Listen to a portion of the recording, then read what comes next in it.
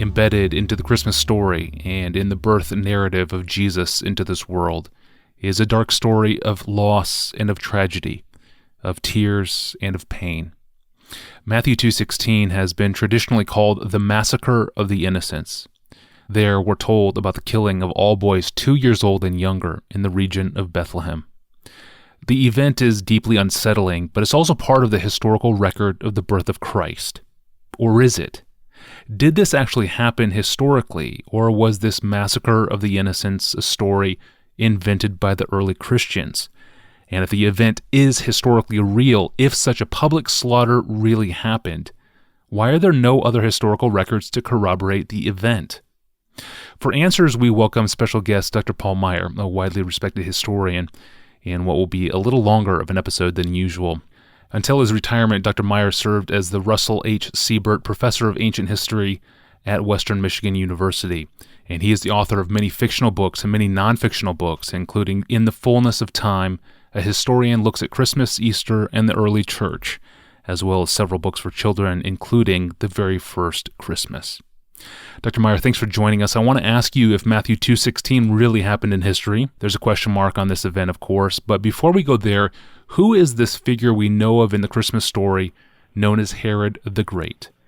Well, Tony, you may be surprised to hear this, but believe it or not, if you're ever asked which is the one figure from the ancient world on whom we have more primary evidence from original sources than anyone else in the world, the answer is not Jesus or St. Paul or Caesar Augustus or Julius Caesar, none of those.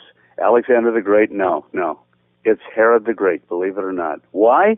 Because Josephus gives us 2 whole book scrolls on the life of Herod the Great. And that's more primary material than anyone else. And I don't think Herod deserved it.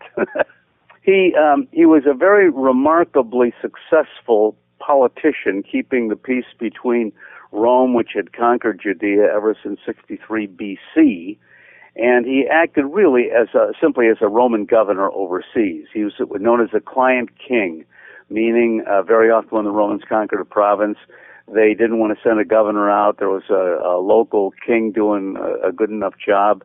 And so, yes, he may be called king, but he was definitely deferent to Rome for his whole administration.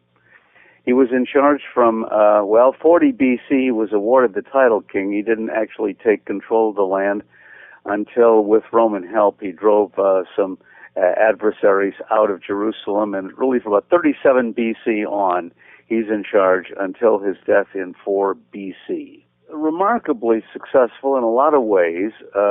He deserves the title Herod the Great if we talk about his accomplishments through much of his life.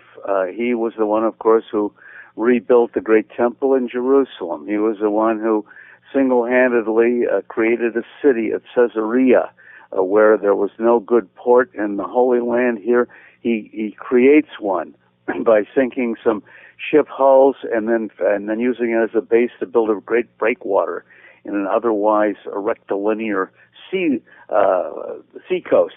So, and he built Caesarea in 12 years, and he built other cities like that too.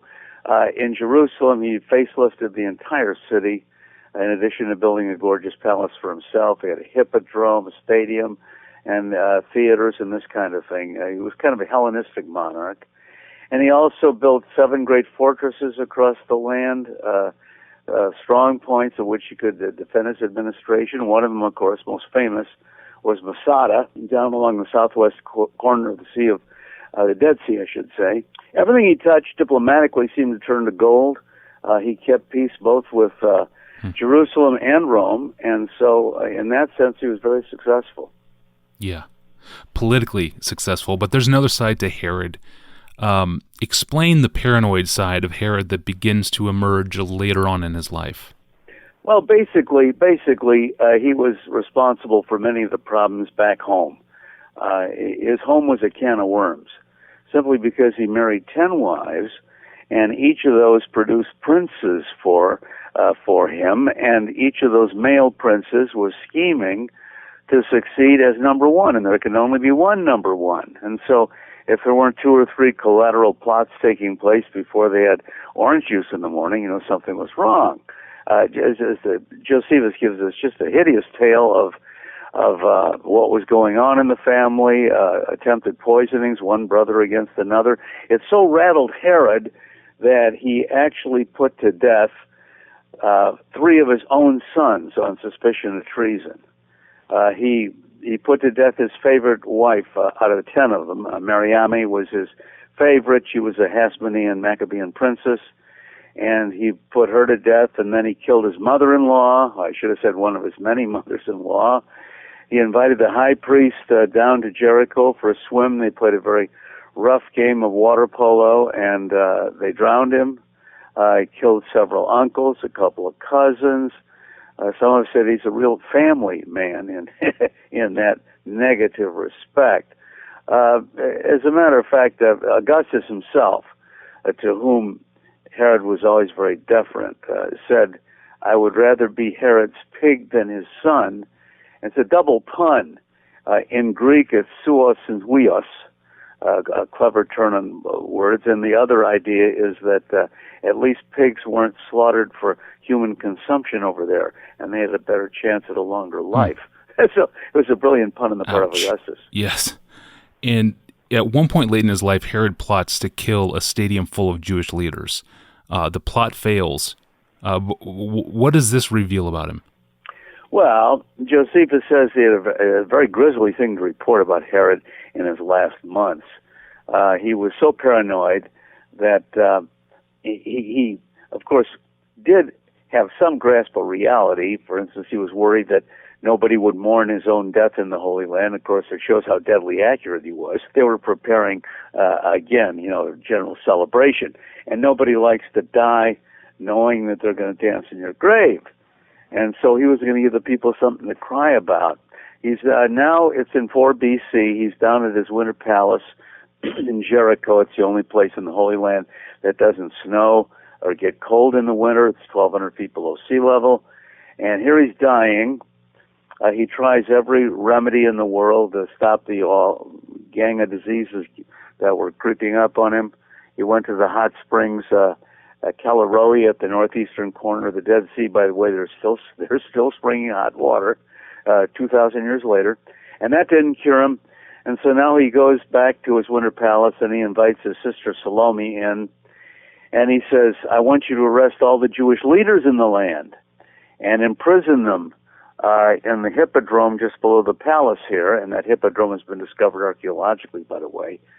And so she does, and then she says, "Brother, why am I doing this?" And Herod says, "Well, I know that when I die, the Jews are going to rejoice.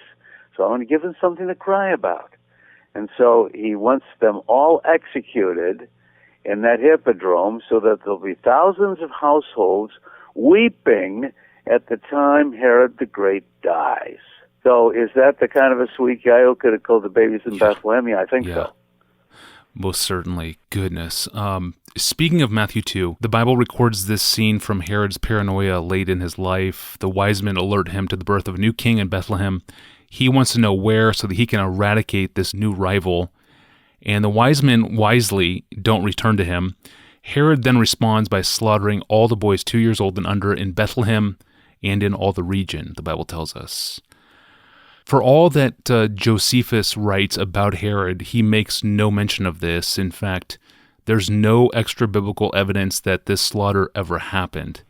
So how do you respond to that? No, it's interesting. Josephus does not mention it, and therefore a lot of biblical critics will pounce on that aspect of the nativity account and say, therefore it didn't happen. Now, please understand, this is an argument from silence, and that's the weakest form of argumentation you can use. As we say in the profession, absence of evidence is not evidence of absence. And in this case, one or two things could have happened. Josephus may have heard about it and not used it, because you don't have hundreds of babies killed here. You have only about 12, as a matter of fact, 12 or 15. The infant mortality in the ancient world was so huge anyway that this is really not going to impress a reader too much, believe it or not. And I think if Josephus is choosing between the two stories about how Herod died right before his death, I think it would take the one where he's going to slaughter hundreds of Jewish leaders. Or he may not have heard about it, again, simply because, little Bethlehem and doesn't amount to much. A little village of 1,500 or so. I did an actuarial study of Bethlehem at the time. You wouldn't have more than about 24 babies 2 years old and under, half of them wrong sex. And so this is not a big deal, and I think that's why Josephus either never heard about it or didn't feel it important enough to record. So this does not militate against Matthew's version by any means. In fact, I was arguing once years ago on the infant massacre with a professor in Wagner College in New York who claimed that this is all fiction, that surely a massacre of hundreds of Jewish boy babies would have come to the attention. Well, I agree, it would have if there had been hundreds. But that's ridiculous. A little village that size, to have hundreds of boy babies 2 years old and under, give me a break. It couldn't possibly be the case. And all the coasts thereof, well, look, Jerusalem's 5 miles away, right? So, therefore, this would include Jerusalem as well if we're going to take literally all the coasts thereof. We're talking about Bethlehem and probably half mile around when we're talking about the surroundings of Bethlehem. Fascinating, and certainly no less real tragedy. So finally, as a historian, in your mind, is there any reason to doubt the historicity of the slaughter of the innocents?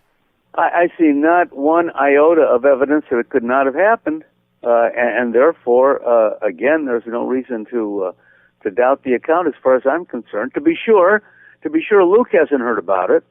Remember, Matthew and Luke don't copy from one another when it comes to the nativity, and that's good because this way they can hit it from different angles.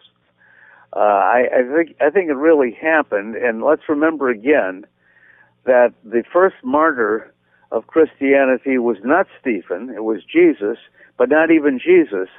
For my money, the first martyr in the Christian church was the first baby that was killed in Bethlehem, and we always overlook that. Thank you, Paul. That was guest historian Dr. Paul Maier joining us for this special Christmas edition of the Ask Pastor John podcast. And from historical controversy, we move to cultural controversy. And tomorrow I'll ask John Piper about Santa Claus. A lot of you have emailed in to find out, is Santa harmless fun or is he a Christmas time diversion? That's the question tomorrow. I'm your host, Tony Reinke. I'll see you then.